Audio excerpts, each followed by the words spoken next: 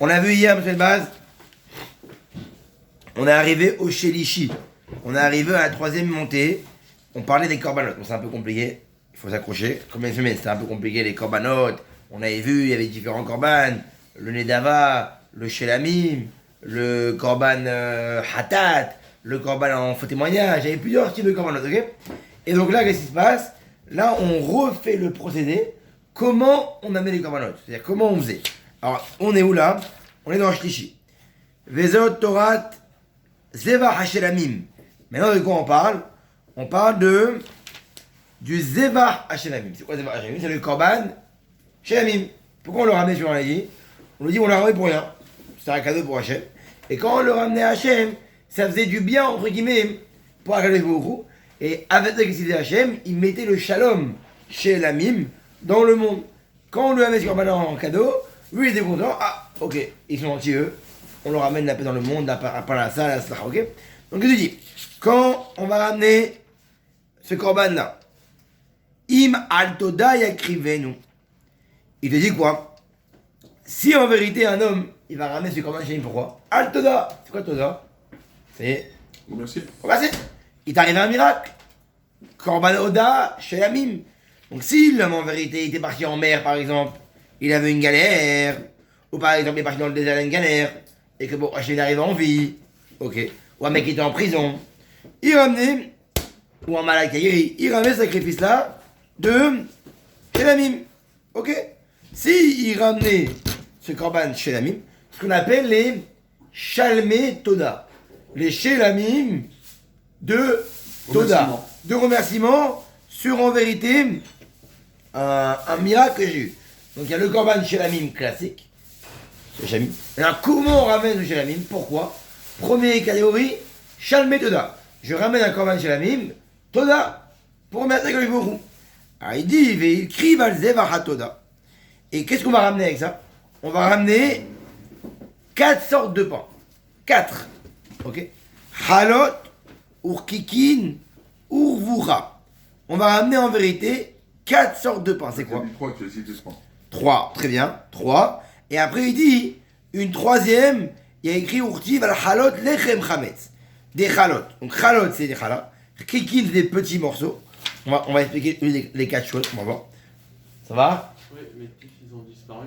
Non, elles sont en haut. Dans le côté. Au fond à gauche. Ok.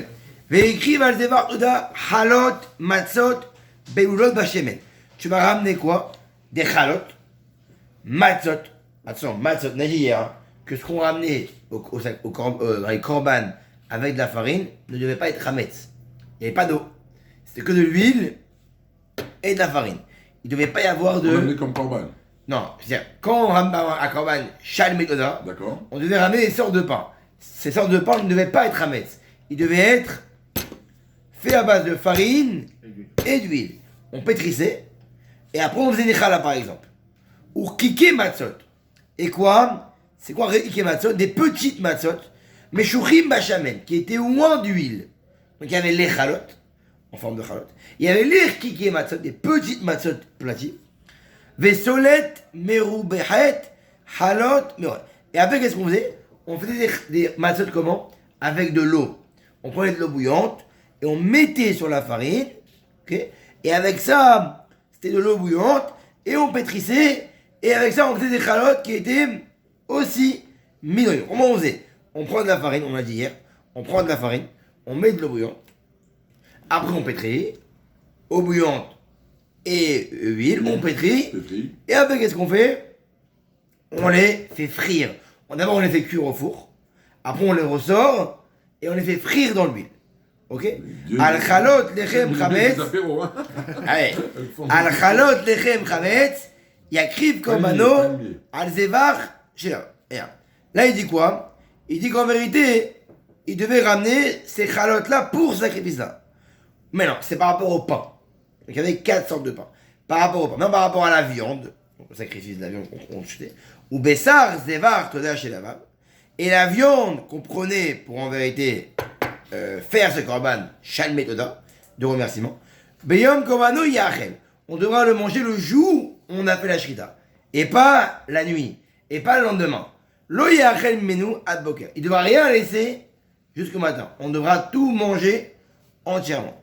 Et ce qui reste, on devra en vérité le jeter. On ne pourra pas l'utiliser. On pourra le manger le jour où on a fait la shrita, la nuit, mais après, c'est fini dans le matin. Ok? Donc c'était le sacrifice Shalmé Toda.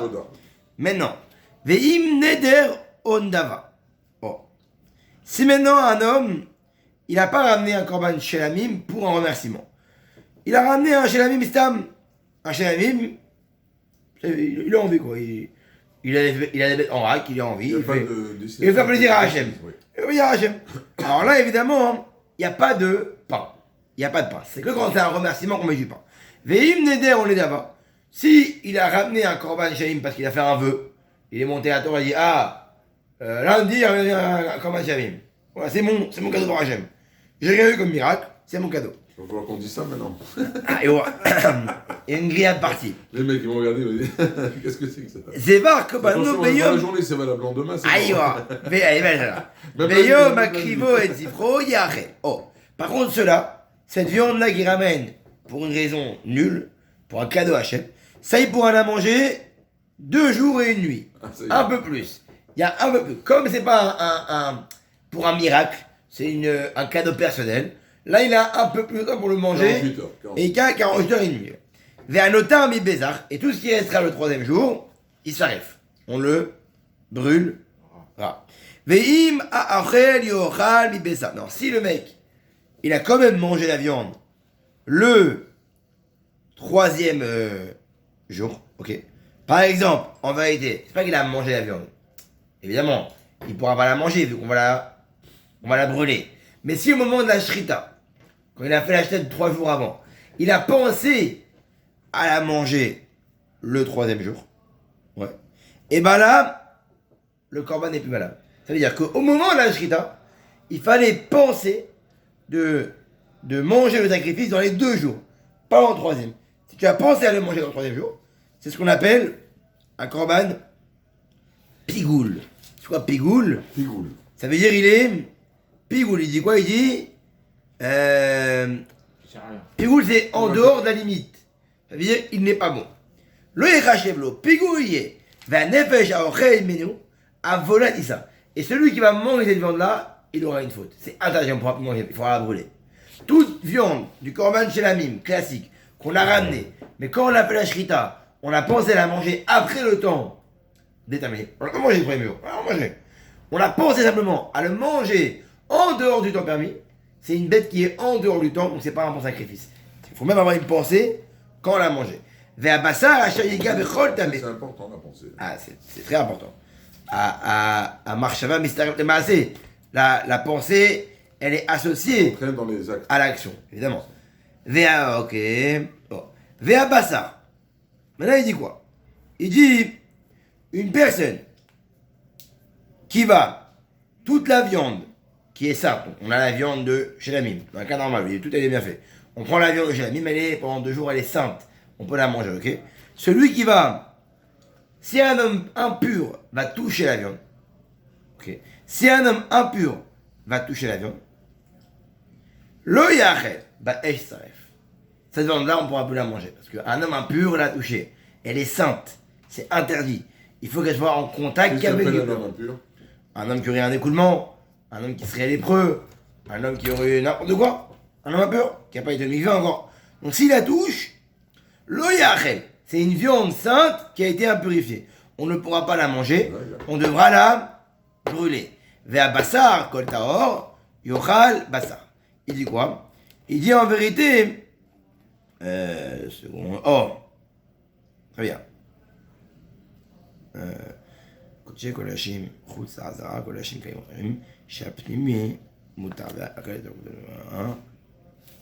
2 secondes. זה, לרבות אבן בשר הקורבן, שיצא מנקודתו חוץ לנקודתו. Il dit, mais par exemple, ouais, j'ai compris, col de rond.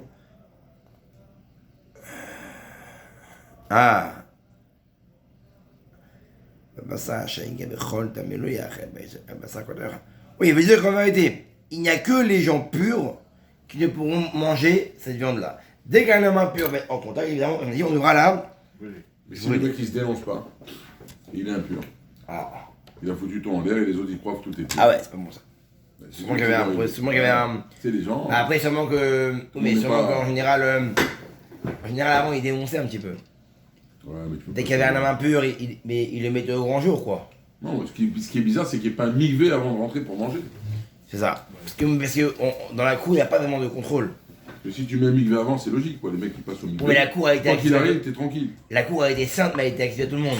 Donc tout le monde faisait la queue pour amener un sacrifice. Et ça, il n'y avait pas vraiment de. Ouais.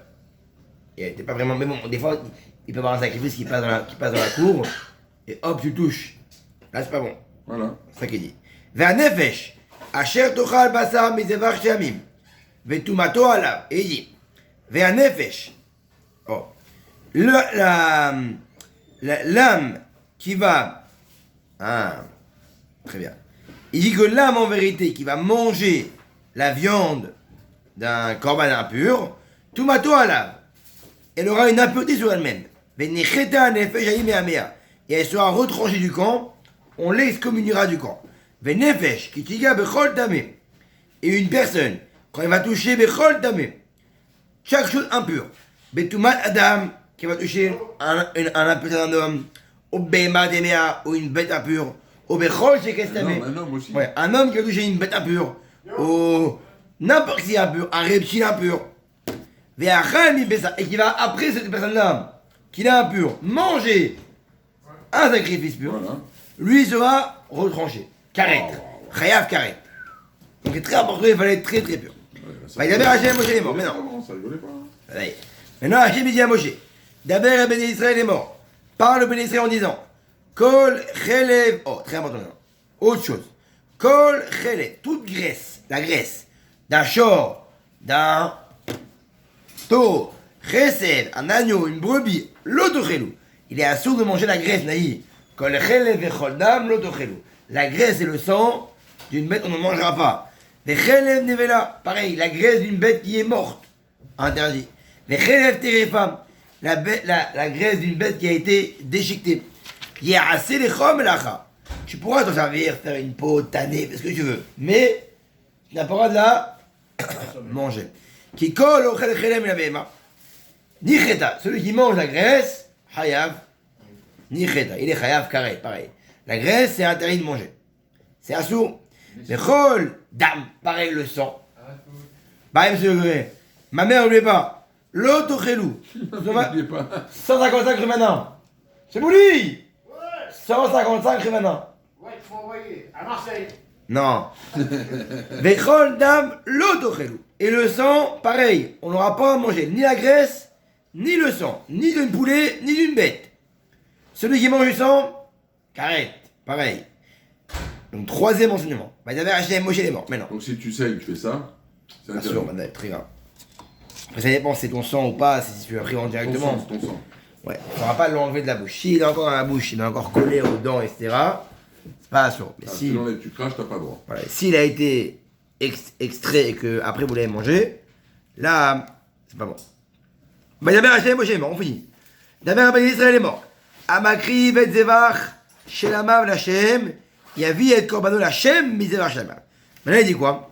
Il dit une personne qui va ramener ce korban chez la mime aussi, il le ramènera de lui. Yadav teviena. C'est ses mains à lui qui devront ramener le sacrifice.